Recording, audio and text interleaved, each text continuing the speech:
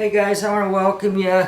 You're here with Everything Waterfalls. One of the things that I wanted to kind of bring out that kind of separates me from a lot of people, well, most people, but when I look, and I actually had this conversation with one guy. He saw my website. He says, wow, that's good. I'd like you to sell my stuff. And I says, well, what do you got? And I'm being picky now. I don't want just anything, because when I look at what I have, it's stuff that I want in my yard, and a lot of that stuff through the whole entire process of the 45 years I've been doing this, there's been a lot of stuff that didn't meet my quality, meaning you put it in and the next day, or I mean that happened to me a couple times where I use a fiberglass waterfall and it cracked on me, and that goes with a lot of stuff. When you're dealing with the outside elements, they're tough. You're not going to beat it, but you can do different things to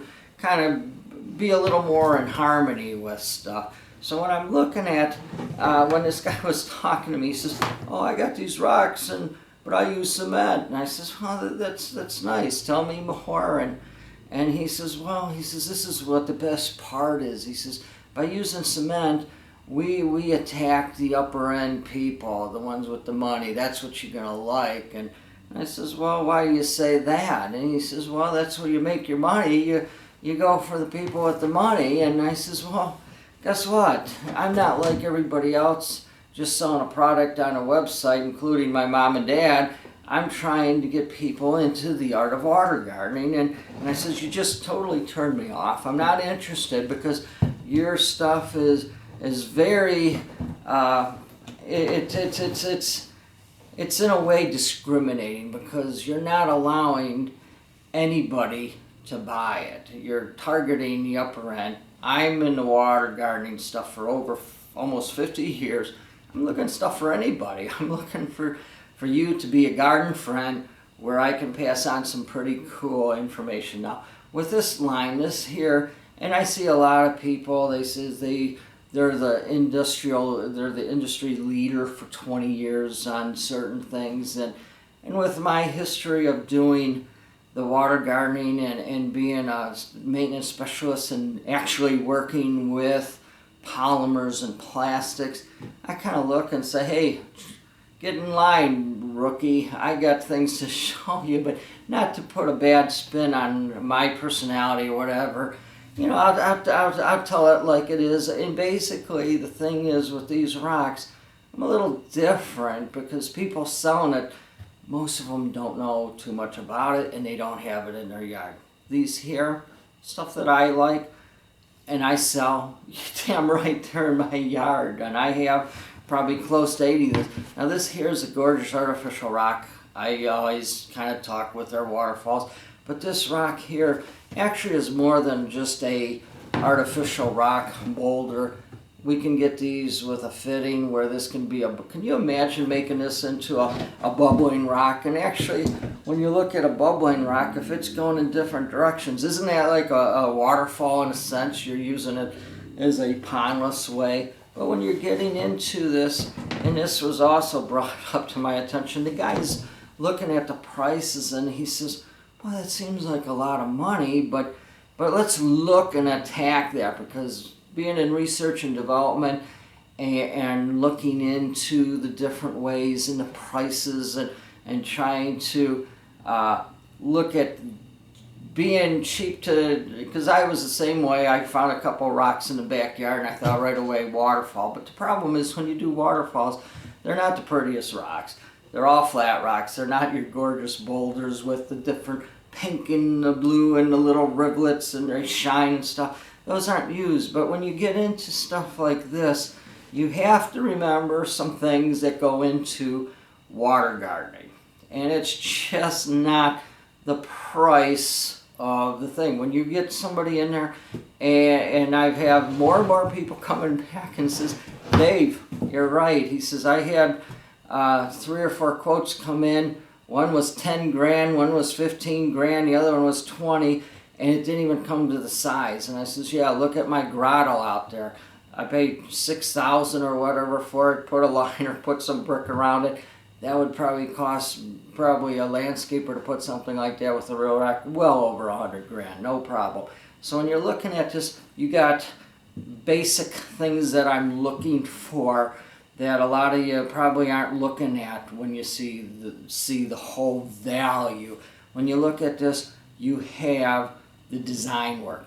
Design work costs tons of money. That's when somebody comes to your property, and I've already said this in Everything Waterfalls as far as the waterfall matrix and researching of one, but you have a ton of money, and the fundamental of having somebody come out there and design something for your specific location, which these here, the different types of rocks that we offer, completely take in any scope of your property. Another thing is, how about all the intense, and I call it intense because I used to do a lot of this stuff as landscaping and stuff, and you always hear how the manager of the certain area, whether it was the water, yeah, we soaked them for this and this.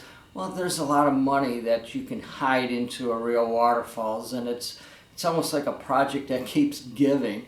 So when you look at it, you're looking at, especially the waterfalls, you're already looking at most of your labor costs. So right away, we got two of the heavy hitters in the pond industry pretty much at bay as far as the design and the labor costs. Now, how about the material? A lot of your materials, people say cement. Cement's hard. It's gonna be. It's a sucky thing to use for ponds, because what happens with water, it gets under. And case in point, how many of you guys sit in road traffic and you turn into lunatics and you're flipping everybody off? But a lot of times your foundation in your house is cracked. Your new driveway you put in, it takes months before it cracks. So it is good for cars and stuff because it's a heavy surface, but sometimes it's not the greatest for the aspect of ponds. And it also, once you put it in, it's a bear to find leaks and do maintenance issues on it later. Another thing is, like I said, the materials. And this one here, and when you look at it, this is an overall view of things that we're looking, just giving you heads. It's a polyurea, and I don't have that with me, but polyurea is probably the super plastic, and it's used for all your heavy industrial things for coatings and stuff. And whenever you, and I did so much stuff in the field of polymers and stuff, and I was always told by the chemist and the different polymer scientists, no matter what you do, they always have advantages and disadvantages. But sometimes by doing it in combination, you make one heck of a thing. And in this case, by using the foam, which all it does is lightweight properties, and it gives it the shell for this so it stays sturdy. And it's a good solid rock. And what this beats over a lot of your other stuff, and it was funny, I had a conversation with a guy, he just went and 90 grand he put into his backyard, and 30 of it was for a waterfall. And he doesn't know this yet, I know the company, but can you imagine a $30,000 dollar waterfall, and you have to buy every 4 to 5 years hundreds of dollars worth of stain because the sun fades it?